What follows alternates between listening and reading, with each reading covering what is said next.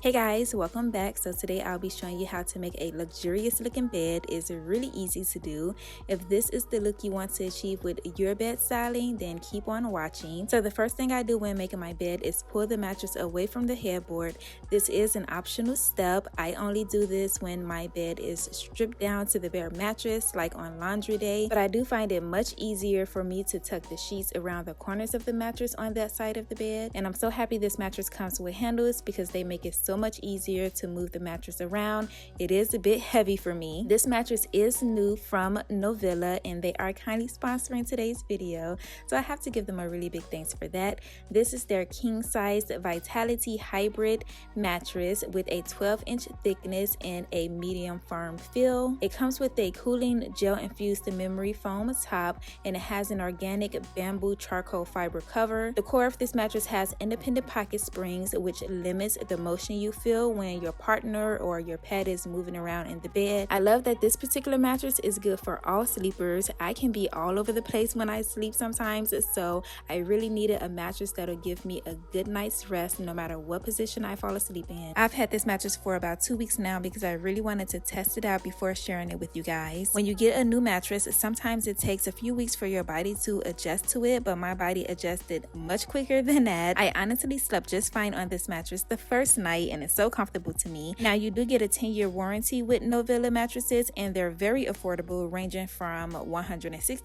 to $460. Now, if you're interested in this mattress, I will have the link in the description box, or you can check out their other mattresses, and I also have a 15% off discount code for you to use at checkout, so definitely check the description box for all of that information. Now, with this being a new mattress, I want to make sure I protect it, and I definitely recommend you guys do the same. So you're going to go in with your mattress protector and put that on the bed first, and then you're going to put your fitted sheet on the bed. And this used to be a pain for me because I could never figure out which side just by looking at it, but I did learn that the tag is supposed to go on the bottom right side of the bed. That's not always the case though, because with this fitted sheet it went on the bottom left side of the bed. It just fits so much better that way. It was definitely wrong when I put it on the right side, but just find your tag and put it on the right side first, and if it fits, then great, move on to the next step. But if not, then just put it on the left side. But yeah, just put your fitted sheet on and make sure it is nice and tight. My sheets just came out of the dryer, so they don't have many wrinkles, but you do want your fitted sheet to be nice and smooth on the bed. Next, you're going to go ahead and put your top sheet on. The large hem is always going to be at the top of the bed, and with the way I'm making this bed, you do want to have the top facing down. And if you have a pattern on your sheet, then you want to face this down, because when you fold it back, you want to be able to see that pattern. You do want to take this to the very top and make sure you spread it evenly over the bed. You're going to adjust it until the sheet is hanging at the same length on both sides of the bed. All right, now for the fun part for some and not so fun for others, making the hospital corners. So this is pretty much making a 45-degree angle with your sheet. So what you want to do is tuck the bottom of your sheet under your mattress, and then you're going to take a piece of the top sheet and fold it over your mattress with a 45-degree angle. I'm not going to worry about making this super neat because it's not going to be seen anyways. As long as your corners are tucked nice and tight, you will be just fine. So don't worry if you end up with like a 30-degree angle or a 50-degree angle. It's fine. And then you're going to start tucking some of it in, but don't do the entire sheet because the top part is going to get folded over with the quilt. So just leave the top of the sheet alone and go ahead and do the same thing on the other side.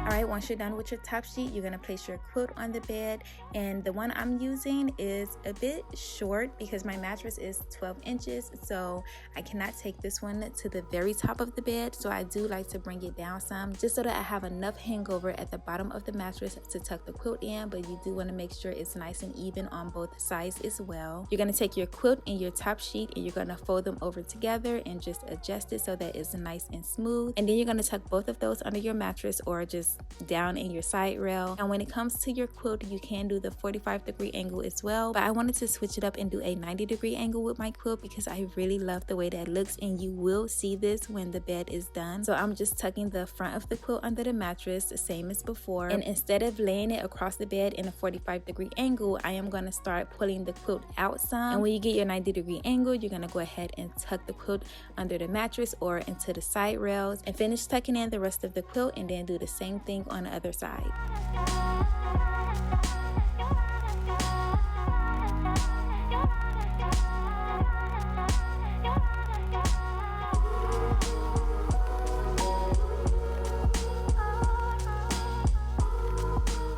you get to the top of the bed where you have the quilt and the sheet folded together, you do want to make that nice and tight. That really helps to pull out some of the wrinkles. All right, when you're done with that, you're going to go in with the pillows that you sleep on. The covers are different because his is just the regular pillowcase that comes with the sheets, but I am using a silk pillowcase that I found on Amazon. You guys know how it is. You gotta use the silk pillowcase. I do use 4 pillows here because it gives my accent pillows some support. If I didn't have the extra set of pillows, then my accent pillows would definitely just fall down. I am using 3 24 by 24 pillows. The inserts are 26 by 26 and they are filled with feathers because I love being able to karate chop my accent pillows. Now you can stop right here and still have that nice luxury look, but I do like to add more pillows, so I'm going to use 2 20 by 20 pillows, and in front of those I'm just going to place 1 lumbar pillow. I really love this look, but you can arrange your pillows in so many different ways. This is just what I like to do. Now the last thing you want to do is place your comforter at the end of the bed, and all you're going to do is take your comforter and pull it,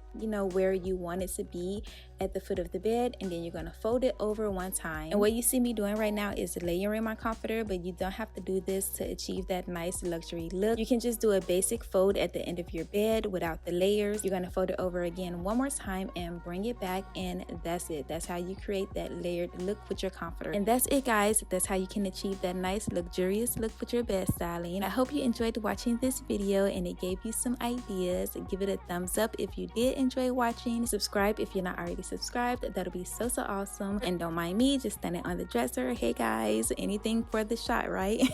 But yeah, I'm gonna go ahead and end the video now. Thanks for watching, and I'll see you in the next one. Bye guys.